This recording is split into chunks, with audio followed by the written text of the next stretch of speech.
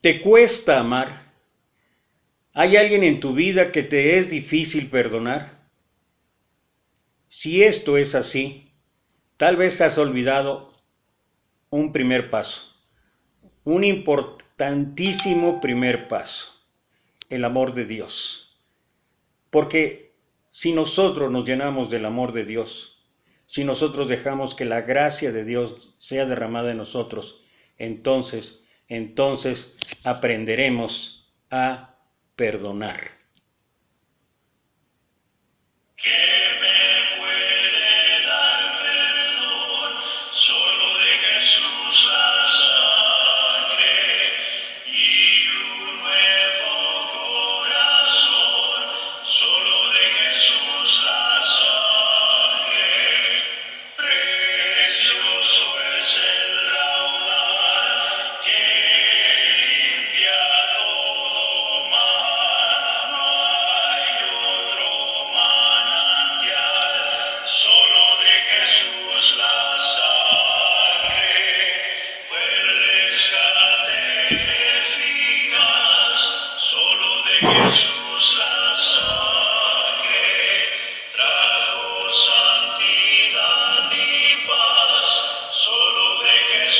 La sangre, precioso es el raudal que limpia todo mal, no hay otro manantial, solo de Jesús la sangre. Veo para mi salud, solo de Jesús la sangre.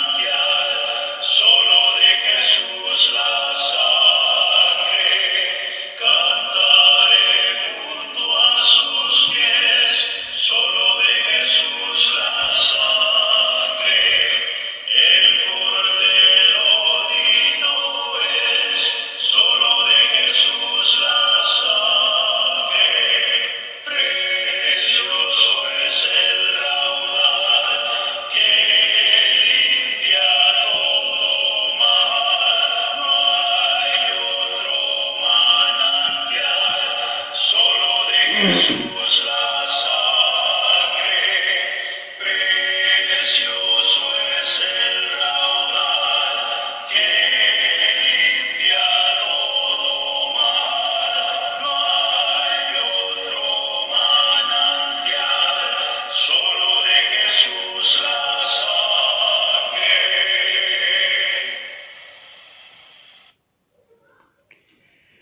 A él quieren seguirlo. A ella la desprecia. Él es el líder religioso. Ella es una mujerzuela. Él promueve principios morales. Ella se encarga de romperlos. Él es el anfitrión de la fiesta.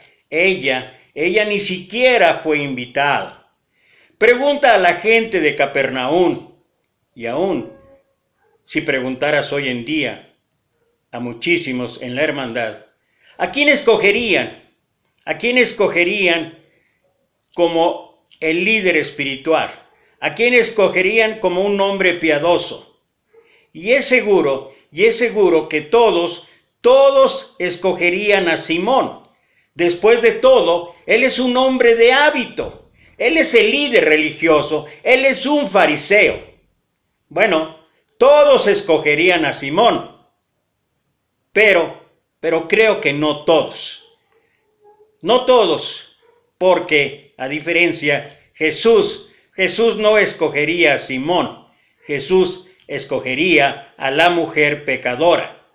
Y no es porque a Simón le interesara saber el por qué él escoge a la mujer. Después de todo, él está ocupado con sus propios pensamientos. ¿Quién ha dejado entrar a esta mujer pecadora? ¿Acaso no saben que ella no tiene lugar en esta mesa, en esta fiesta, en esta reunión? ¿Quién la ha dejado entrar? Y además, viendo a Jesús, y si fuese quien dice ser, estoy seguro que no aceptaría tener a esa mujer a su lado lo que está haciendo con él. Una cosa tuvo que aprender Simón aquel día, y eso es algo que también necesitamos hoy en día aprender. No tengas pensamientos que pienses que no serán escuchados, porque Jesús escuchó los pensamientos de Simón y además Jesús le va a dar una respuesta. Esto es lo que habla el pasaje ahí en el libro de Lucas en el capítulo 7, versículos 36 al 50. Dice la palabra de Dios: uno de los fariseos invitó a Jesús a comer, así que fue a la casa del fariseo y se sentó a la mesa. Ahora bien, vivía en aquel pueblo una mujer que tenía fama de pecadora. Cuando ella se enteró de que Jesús estaba comiendo en casa del fariseo, se presentó con un frasco de alabastro lleno de perfume.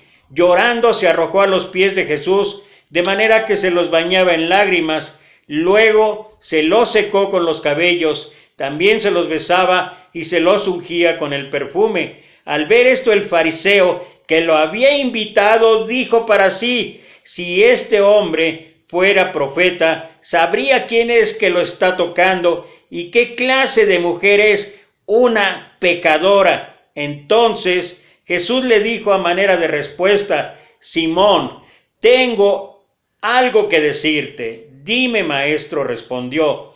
2 hombres le debían dinero a cierto prestamista. Uno le debía 500 monedas de plata y el otro 50. Como no tenían con qué pagarle, les perdonó la deuda a los 2. Ahora bien, ¿cuál de los 2 amará más? Supongo que aquel a quien más le perdonó, contestó Simón. Has juzgado bien, le dijo Jesús. Luego se volvió hacia la mujer y le dijo a Simón: ¿ves a esta mujer? Cuando entré en tu casa, no me diste agua para los pies, pero ella me ha bañado los pies en lágrima y me los ha secado con sus cabellos. Tú no me besaste, pero ella desde que entré no ha dejado de besarme los pies. Tú no me ungiste la cabeza con aceite, pero ella me ungió los pies con perfume. Por esto te digo, si ella ha amado mucho, es que sus muchos pecados le han sido perdonados, pero a quien poco se le perdona, poco ama. Entonces le dijo Jesús a ella: tus pecados quedan perdonados. Los otros invitados comenzaron a decir entre sí: ¿quién es este? ¿Quién es este que hasta perdona pecado? Jesús: tu fe te ha salvado, le dijo Jesús a la mujer, vete en paz. Vale la pena considerar que este pasaje trae una gran enseñanza, pero hay algo que es cierto. El contraste, uno de los contrastes que existe entre la mujer pecadora y el fariseo legalista. Simón ha invitado a Jesús a su casa. Pareciera ser que él quiere que Jesús esté con él. Pero ¿qué es lo que ha pasado? No ha tenido ni una pizca de amabilidad para con el Señor. Él lo habla y lo dice claramente. ¿Ves a esta mujer a quien cuando entré en tu casa no me diste agua para los pies? O sea, no ha mostrado una pizca de amabilidad Simón. Pero ella me ha bañado los pies en lágrimas y me los ha secado con tus cabellos. Tú no me besaste, pero ella, desde que entró, no ha dejado de besarme los pies. Tú no me ungiste la cabeza con aceite, pero ella me ungió los pies con perfume. Y bueno, solamente son 3 detalles que muestran que pareciera ser que en realidad para Simón era igual que hubiera estado Jesús o no hubiera estado. No tenía esa necesidad de la gracia. Tal vez una de las cuestiones o situaciones que podemos aprender de este pasaje es eso. A veces el legalismo te lleva por caminos en donde pareciera ser que tú eres el que has logrado todo. El legalismo lo único que que incrementa en nuestra vida es la soberbia, la altivez, y cuando menos nos damos cuenta, pareciera ser que ya no necesitamos de Dios, que nosotros somos los que estamos ganando todo. Pero hay varios aspectos que me gustaría que consideráramos en este pasaje, un análisis reflexivo, sobre todo por la cuestión de la parábola o la historia que muestra dentro de este pasaje nuestro Señor Jesucristo. Y vale la pena analizar detalle por detalle de esto, porque esto es algo de una gran enseñanza para nosotros hoy en día.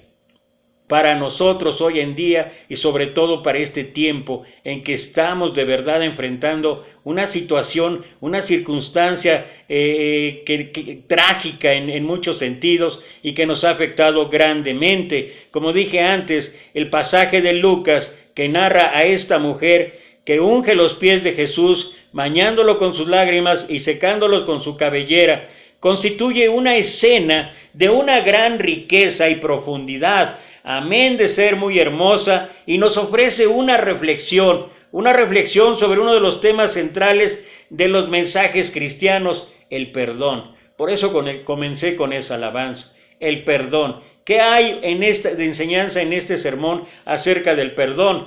Repasemos el desarrollo del episodio. Un fariseo, que pronto sabremos que se llama Simón, invita a Jesús a su casa para compartir una comida. Tan pronto como Jesús se ha recostado en la mesa, aparece ahí en escena una mujer conocida en toda la ciudad como pecadora, que llega con un frasco de perfume, pero además llega llorando, baña los pies de Jesús con sus lágrimas, pero para luego secárselos con su cabello. Simón se escandaliza de que Jesús permita estas muestras de afecto por parte de una mujer de pésima reputación. Entonces Jesús propone una parábola. 2 hombres debían sumas de dinero, el primero 500 denarios, el segundo 50. A un tercer personaje que ante su incapacidad para pagar, les perdona a ambos las deudas. ¿Cuál de ellos le estará más agradecido?, pregunta Jesús. Supongo que aquel a quien le perdonó más, responde con toda lógica el fariseo.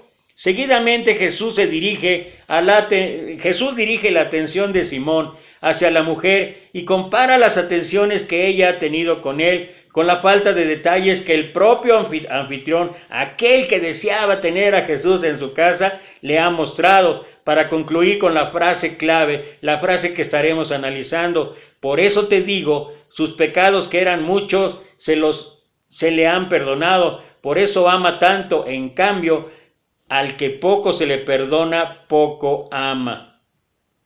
Cuando nosotros podemos llegar a este punto central de la historia, la traducción de la primera parte del versículo que acabamos de citar, o sea, en el capítulo 7, versículo 47, la primera parte, parece dividir a los intérpretes de Lucas.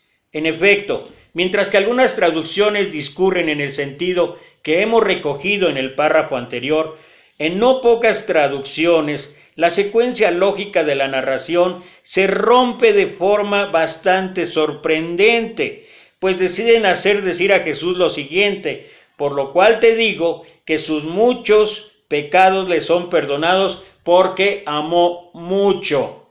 En estas traducciones, Jesús está diciendo con absoluta claridad que la causa del perdón de Jesús hacia la mujer es el amor que ella mostró.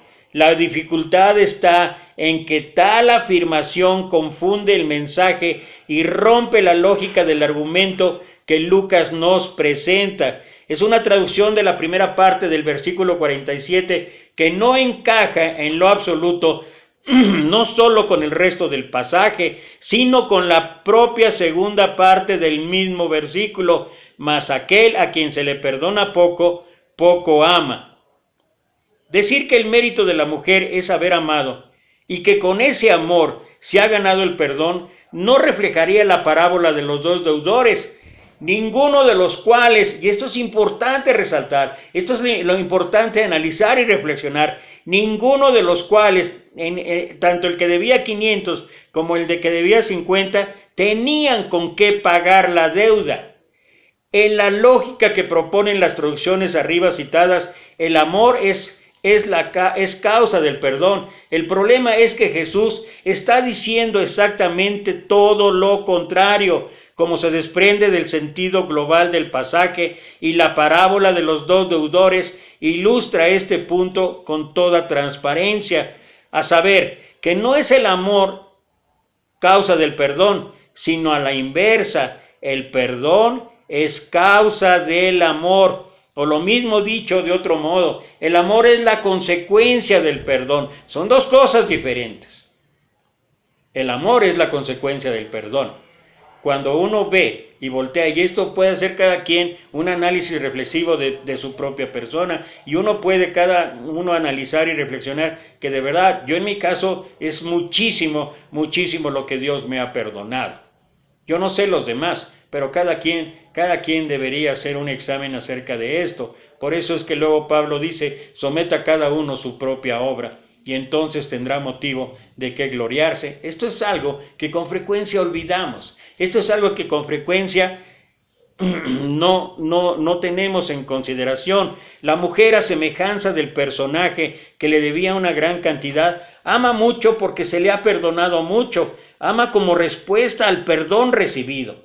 O sea, primero es el perdón, que es exactamente el punto donde quería llegar nuestro Señor Jesús, y que además concluye con esta declaración: en cambio, a quien poco se le perdona, poco ama. Necesitamos hacer una reflexión al respecto. Hay por lo menos dos razones que explican el motivo por el cual seguramente muchos traductores se inclinan por la interpretación según la cual en el verso 47, el inicio 47a, Jesús diría que los pecados le han sido perdonados a la mujer porque amó mucho, que es el sentido que generalmente encontramos en esto. La primera es de carácter gramatical. Es que la conjunción OTL, que es la traducción, que es la palabra sobre la que gira la frase, se suele traducir en efecto como un porqué causal. En este caso, sin embargo, el contexto nos hace ver, como venimos subrayando, que tal traducción no encaja con la enseñanza del pasaje, y que habría que entender que OTL en el sentido de que explica porque podemos saber que el perdón existe y no porque se ha producido el perdón. Es una cuestión meramente gramatical de las traducciones que se han hecho. La segunda razón vendría dada por una lectura equivocada, eso es una opinión personal, del relato, del hecho que ella llegue a casa y llore y bañe con sus lágrimas los pies de Jesús antes de que se produzca ninguna conversación entre ellos, entre Jesús y la mujer, entre ellos, y sobre todo hablar acerca de sus pecados. Se podría deducir ciertamente que es en respuesta al arrepentimiento mostrado en este gesto que Jesús decide perdonarla. No es hasta el controvertido versículo 47 que Jesús afirma que se le han perdonado los pecados, y hasta el versículo siguiente que se lo dice directamente a ella: tus pecados están perdonados. Esta demora aparente en la declaración de que los pecados han sido efectivamente perdonados parecía indicar que ella, tomando la iniciativa de acercarse con lágrimas y gestos de ternura hacia Jesús, ha provocado su perdón, y así quedaría justificada la traducción de 47a que estamos cuestionando. Y solamente como complemento a esto que estoy comentando, valdría la pena recordar por lo menos dos versículos, dos pasajes: el de Miqueas capítulo 7, versículos 18 y 19, que Dios como tú, que perdona la maldad. Ahí no hay ningún arrepentimiento todavía. ¿Qué Dios como tú, que perdona la maldad y olvida el pecado del remanente de su heredad? No retuvo para siempre su enojo, porque se deleita en misericordia. Él volverá a tener misericordia, sepultará nuestras iniquidades y echará en lo profundo del mar nuestros pecados. Primero llega la gracia, la misericordia, el perdón de Dios, y luego ya esto debería de llevarnos a un arrepentimiento genuino si realmente estamos agradecidos. Pero si no estamos agradecidos, aunque Dios lo haya hecho, aunque Dios, como dice Juan 3:16, en uno de los pasajes que todos conocemos, porque de tal manera amó Dios al mundo. Ahí no habla todavía de ningún arrepentimiento, ahí no habla todavía de aquel a quien sí va a creer en eso, porque de tal manera amó Dios al mundo que ha dado a su Hijo unigénito. O sea, Él lo hizo primero. Para que todo aquel, y ya lo segundo viene, si es que deseamos aceptar ese enorme regalo, eso que es gracia de Dios, eso que es amor de Dios, eso que es perdón de Dios, porque de tal manera amó Dios al mundo que ha dado su Hijo unigénito para que todo aquel que en Él cree, ahí viene la segunda parte, viene lo que nos corresponde a nosotros, no se pierda, mas tenga vida eterna. El regalo ahí está. Esa es la gracia que nadie puede comprar. Esa es la gracia y el amor de Dios derramado en cada ser humano, para aquel que lo quiera aceptar o para aquel que quiera rechazarlo. ¿Cómo conciliar la enseñanza final de Jesús, a quien poco se perdona, poco ama, que está en perfecta consonancia con la parábola de los dos deudores, con la sucesión de eventos en casa de Simón, que podría indicar que la mujer ha amado primero? Probablemente haya que buscar la respuesta a esta pregunta en las lágrimas de la mujer.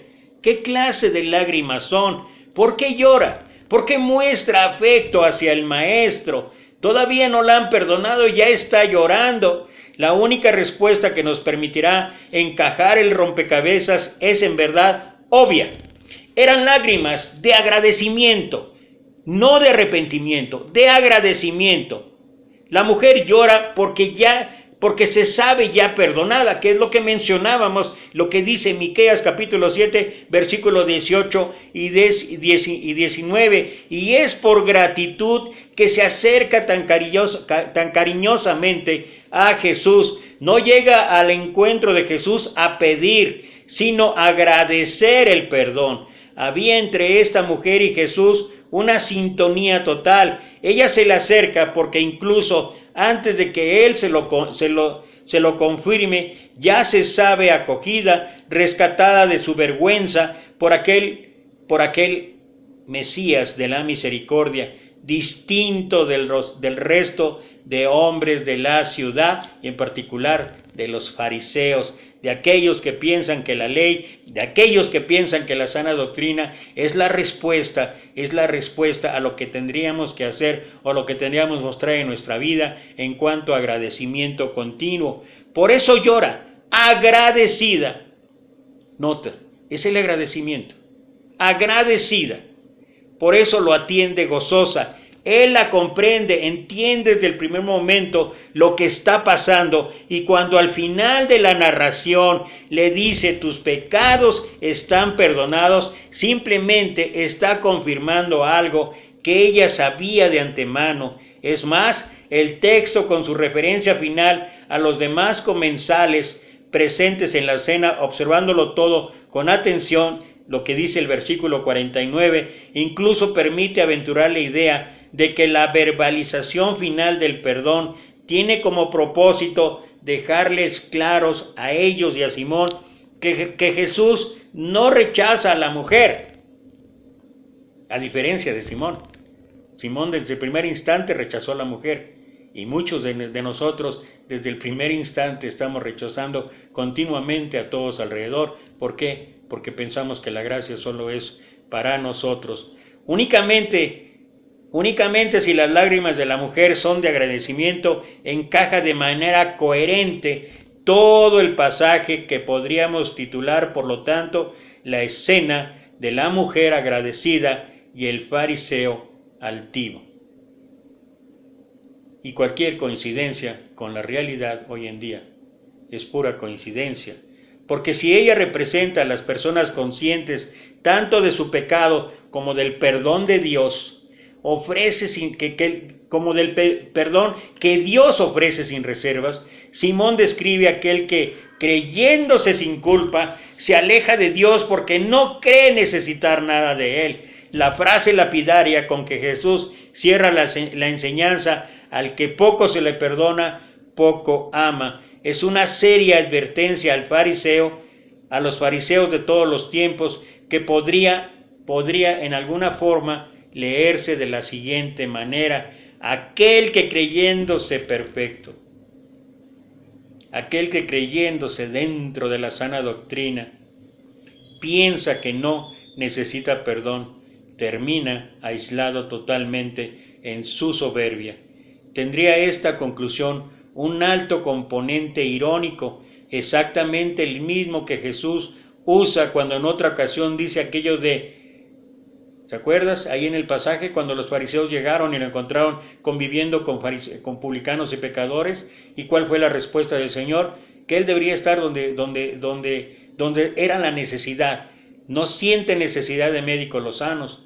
Eso es lo que habla el Señor. Aquellos que no tienen necesidad de Dios, aquellos que piensan que ya tranquilamente van en el barco de la salvación, cuando menos se dan cuenta, consciente o inconscientemente, voluntario o involuntariamente, empezamos a dejar fuera a Dios de nuestras vidas. Frase dirigida, como a Simón, a un grupo de fariseos que le reprochaban que comiera y bebiera con descreídos, y a los que como él, como Simón, quiere hacer ver lo peligrosa que es su soberbia. Y esto es algo que continuamente el Señor nos está advirtiendo. Esto es algo con lo que continuamente nosotros aquellos que nos decimos seguidores, discípulos de Cristo, deberíamos estar batallando, pero deberíamos estar reflexionando que a veces somos tan soberbios y por eso miramos a los demás como inferiores a uno mismo. Por eso hasta nos vanagloriamos de que en estos tiempos de pandemia, aquellos que hemos tenido el privilegio y la bendición de seguir vivos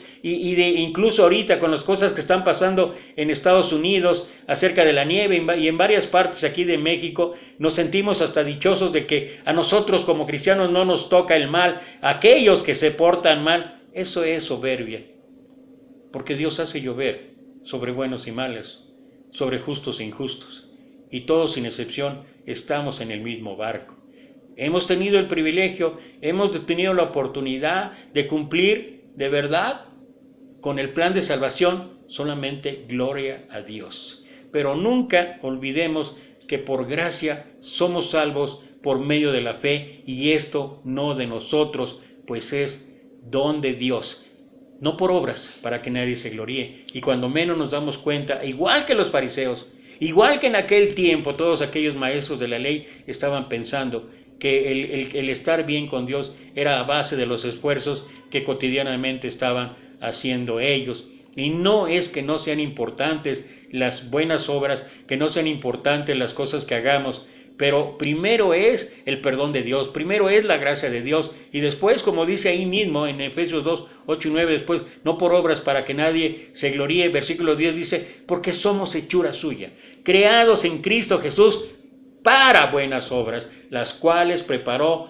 Dios de antemano para que anduviésemos en ellas. Y esto es una continua advertencia. Este pasaje nos muestra en gran manera, primero, lágrimas de agradecimiento de la mujer; segundo, el legalismo que podemos caer algunos de nosotros porque defendemos la sana doctrina. Y no estoy hablando de no defenderla, pero a veces parece ser que la sana doctrina es la que nos salva, y el que nos salva es nuestro Señor Jesucristo. Ahora bien, lo planteado hasta aquí tiene implicaciones importantes para el modo en que gestionamos nuestras relaciones, nuestros conflictos y las heridas que nos han infligido o que nosotros hemos ocasionado a otros.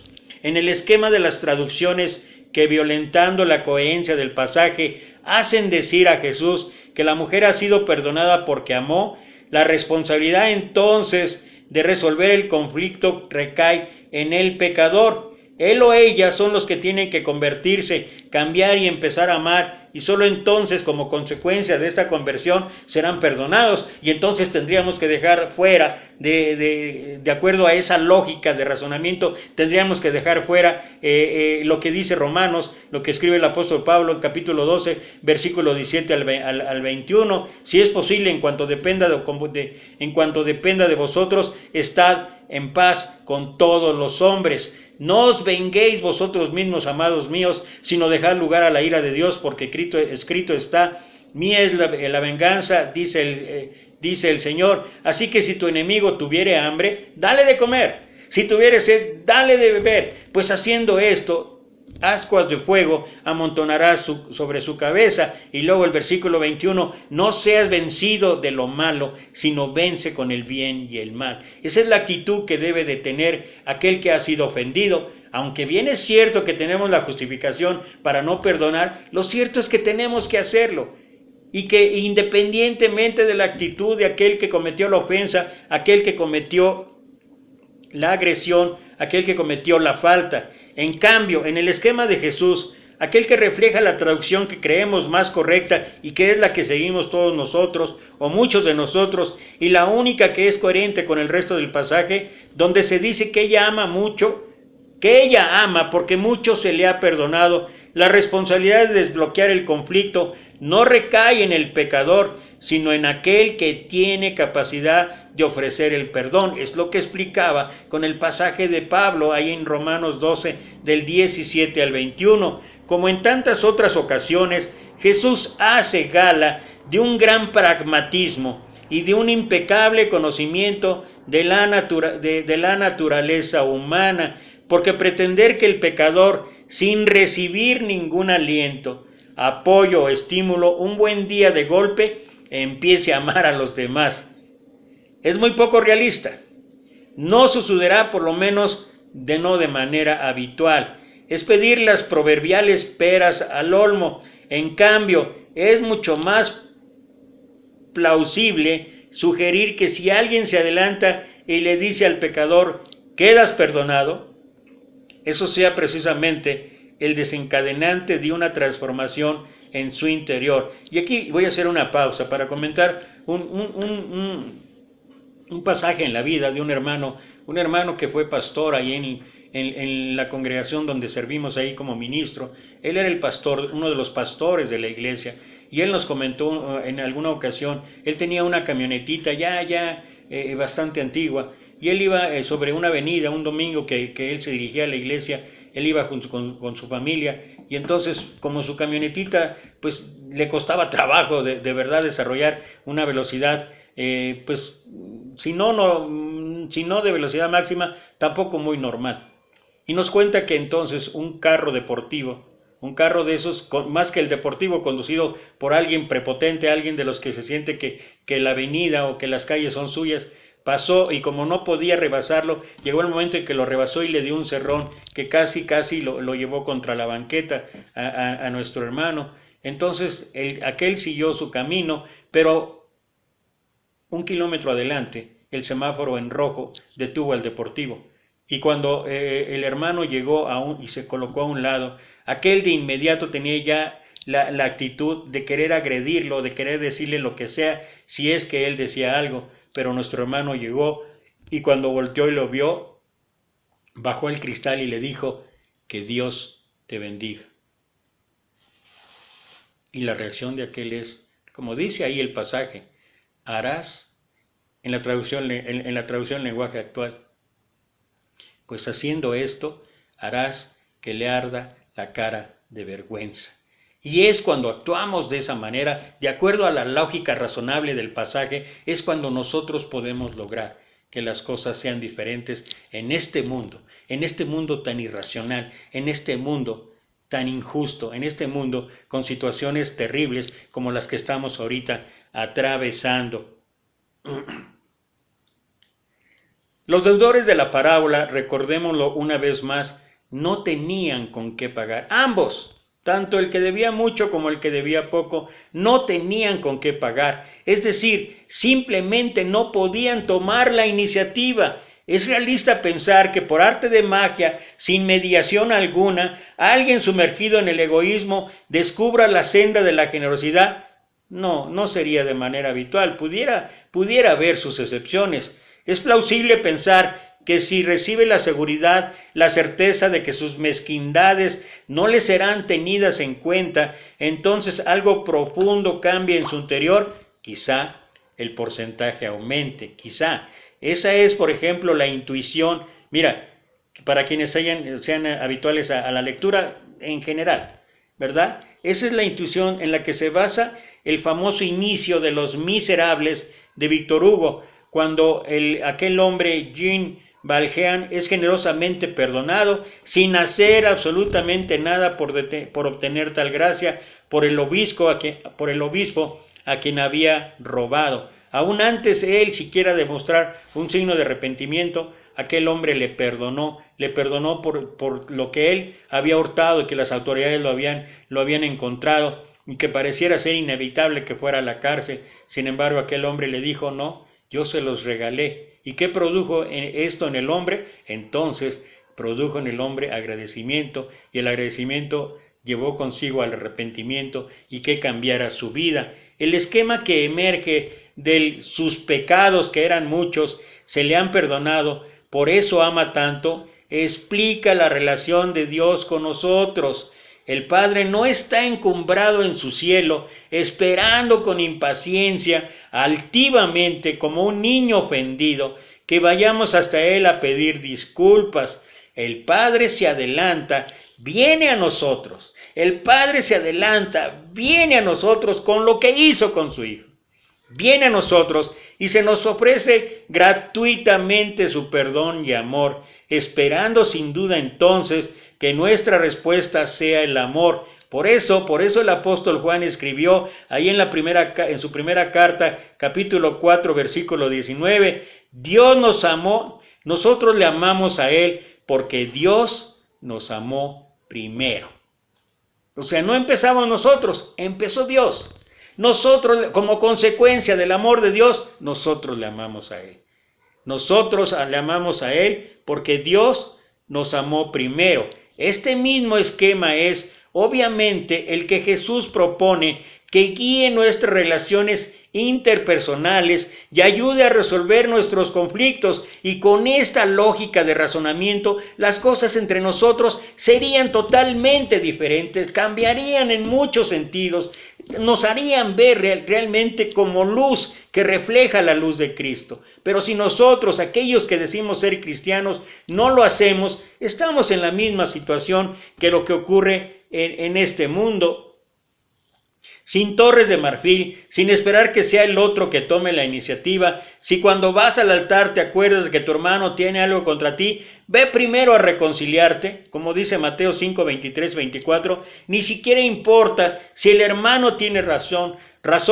La prioridad es que haya reconciliación, y ante esta realidad la persona de fe, la que va al altar, debe de tomar la iniciativa. Es un claro llamado a nosotros, es un claro llamado a nuestras actitudes, sin pretender que para que yo, desde mi altivez, conceda mi perdón al hermano, tenga que arrastrarse primero suplicando mi perdón. Imagínense con Dios. Imagínense con Dios, cada uno, como dije antes, cada uno someta a prueba su propia obra. Pero si yo fuera en una situación tal, para mí creo que Dios no tendría razón para perdonarme por todas las ofensas que yo le hago. Es una muy buena noticia cuando lo aplicamos a nuestra relación con Dios. Es una exigencia y un reto cuando lo aplicamos a nuestra relación con los demás. Esa es la traducción que con ligeras variaciones nos ofrecen, por ejemplo, la Biblia de Jerusalén en su nueva edición en 2009. Por eso te digo que sus numerosos pecados le quedan perdonados porque ha mostrado mucho amor. O la nueva Biblia latinoamericana que dice, por eso te digo que sus numerosos pecados le quedan perdonados por el amor, por el mucho amor que ha manifestado. Y entonces, como dijimos antes, queda la responsabilidad en aquel que va a suplicar o que va a pedir la cosa. La verdad es que cada uno de nosotros debería entender que somos lo que somos por la gracia de Dios, que estamos aquí por el amor de Dios, que podemos seguir avanzando en nuestra vida por el amor de Dios. Y este pasaje de Lucas capítulo 7, 36 al 52, es un pasaje que nos deja muchísima enseñanza entre las actitudes que ocurren cotidianamente en nuestras vidas, de las actitudes que normalmente tomamos y que a veces son mucho más en realidad por el entendimiento de que quien realmente emerge todo es en la gracia de Dios, de que Dios es el que el que permite que entre nosotros haya amor, que entre nosotros haya perdón, que entre nosotros haya la actitud, primeramente, de que por causa de todo lo que Él ha hecho. Esa es la consecuencia que debería existir cuando hablamos del enorme sacrificio de nuestro Señor Jesucristo. Él ya lo hizo. Si hay 1000 pasos entre Dios y cada uno de nosotros, Él ya dio 99. Solo nos queda a nosotros dar el último paso. Eso es lo que llamaríamos probablemente el libre albedrío. Eso es lo que haría que nosotros cambiáramos de actitudes y que pudiéramos darnos cuenta de que es por la gracia de Dios que podemos cambiar en nuestra vida, que es por la gracia de Dios que nosotros podemos mostrar una actitud, una situación diferente. Y es una tristeza que ahorita con esta pandemia, que ahorita con esta situación que ha habido entre nosotros a causa de este terrible virus, no podamos comprender, no podamos entender que si bien es cierto que nosotros podemos sentirnos doblemente bendecidos, doblemente privilegiados, porque ya estamos en el camino, esto nos debería hacer recordar de dónde venimos. Por eso Pablo decía, no quería nunca olvidar de todos los pecadores de los cuales yo soy el primero, y en lugar de voltear la mirada, en lugar de hacerlo o tener la actitud de Simón el fariseo, cuando vio a la mujer, cuando se dio cuenta de que era una pecadora y que no debería tener lugar, y que además se atrevió a cuestionar la actitud, la conducta de nuestro Señor Jesucristo. Eso es lo mismo que hoy en día deberíamos hacer. No es posible que sigamos viendo a los demás por encima de nuestro hombro. No es posible que sigamos teniendo una actitud fariseica como lo tenía Simón. No es posible pensar que con todo lo que hemos hecho, si ya hemos realizado el plan de salvación en nuestra vida, si ya hemos sido sumergidos en las aguas bautismales, si ya tenemos el Espíritu Santo de Dios, es que nuestra actitud debería ser como la que tuvo nuestro Señor Jesús. Nosotros no somos quienes para juzgar y mucho menos condenar a los demás. Nosotros deberíamos tener la misma gracia para con ellos como Dios la tuvo para con nosotros. Y la verdad es que cuando dejamos de beber la gracia de Dios, de beber de la copa de la gracia, eso es lo que hizo la mujer. La mujer sabía, seguro había escuchado a Jesús, seguro sabía de todas sus actitudes, seguro sabía de lo que Dios podía hacer en la vida de cada ser humano y sobre todo lo que Jesús estaba haciendo en la vida de los pecadores.